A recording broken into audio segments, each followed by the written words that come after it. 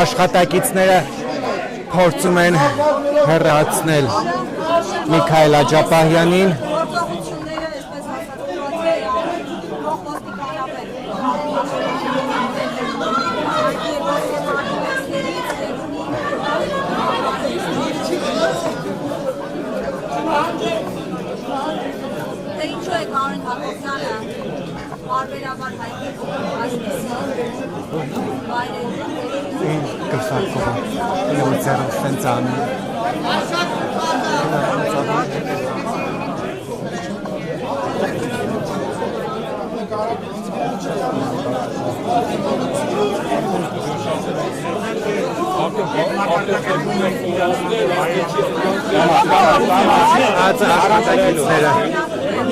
շարունակում են խոչընդոտել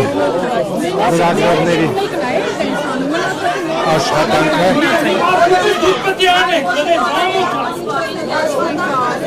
այստեղ իրավիճակը ծայրահեղ լարված է